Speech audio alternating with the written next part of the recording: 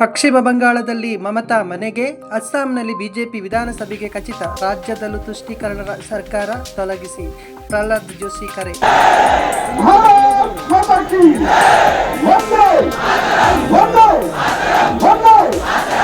ಈ ಒಂದೇ ಮಾತ್ರ ಬಾಗಲಕೋಟೆಯ ಶಿವಾಜಿ ಮೆರವಣಿಗೆಯಲ್ಲಿರಬಹುದು, ಅಥವಾ ಗಣೇಶನ ಮೆರವಣಿಗೆಯಲ್ಲಿರಬಹುದು, ಗಣಪತಿ ಬಸವೇಶ್ವರರ ಮೆರವಣಿಗೆಯಲ್ಲಿರಬಹುದು. ಈ ಒಂದೇ ಮಾತ್ರ ನವೀಕರಣಕ್ಕೆ ಈ ಕಾರ್ಯ ತರಬೇಕು ಅಂದ್ರೆ ವೀರಣ್ಣ ಚರಂತಿಮಠ ಅವರು ಏನಿರ್ಬೇಕು? ವೀರಣ್ಣ ಚರಂತಿಮಠ ಅವರು ಏನಾಗಬೇಕು?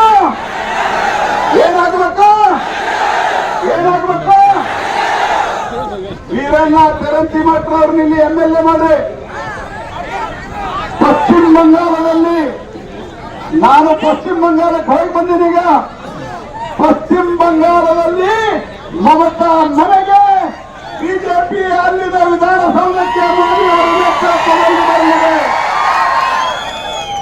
ಪಶ್ಚಿಮ ಬಂಗಾಳದಲ್ಲಿ ತುಷ್ಟೀಕರಣ ಬಂದಾಗಲಿದೆ. ಪಶ್ಚಿಮ ಬಂಗಾಳದಲ್ಲಿ ಮೂಲಭೂತವಾದಿಗಳ ಉಪದ್ರವ ಬಂದಾಗಲಿದೆ. ಅಸ್ಸಾಂದಲ್ಲಿ ಬಂದಾಗಲ್ಲ, ಪೂರಾ ಮನೆಗೆ ಹೋಗುವಂತಹ ತಯಾರಿಯನ್ನ ಮಾಡ್ಕೊತಾ ಇದ್ದಾರೆ. ಅಸ್ಸಾಂನಲ್ಲಿ ಬಿಜೆಪಿ, ಪಶ್ಚಿಮ ಬಂಗಾಳದಲ್ಲಿ ಬಿಜೆಪಿ, ತಮಿಳುನಾಡಿನಲ್ಲಿ NDA ಸರ್ಕಾರ ಖಚಿತ. ಕೇರಳದಲ್ಲಿ ನಾವು ಅತ್ಯಂತ ಒಳ್ಳೆ ಪರ್ಫಾರ್ಮೆನ್ಸ್ ಮಾಡಿದ್ದೇವೆ. ಯಾವಾಗ? ಪಶ್ಚಿಮ ಬಂಗಾಳದಲ್ಲಿ ಬಿಜೆಪಿ, ಅಸ್ಸಾಂನಲ್ಲಿ ಬಿಜೆಪಿ, ತಮಿಳುನಾಡಿನಲ್ಲಿ ಬಿಜೆಪಿ, NDA. ಬಾಗಲಕೋಟೆಯಲ್ಲಿ ಏನಾಗಬೇಕು? ಬಾಗಲಕೋಟೆಯಲ್ಲಿ ಏನಾಗಬೇಕು? ಸ್ನೇಹಿತರೆ, ವೀರಣ್ಣ ಚರಂತಿಮಠ ರಾಜಕಾರಣದೊಳಗೆ ಇವತ್ತು ಅನೇಕರನ್ನು ನೋಡಿದ್ದೇವೆ. ಆರೋಪಗಳನ್ನ ಮಾಡ್ತಾರೆ, ಬೇರೆ ಬೇರೆ ರೀತಿಯ ಆರೋಪಗಳು ಬರ್ತವೆ.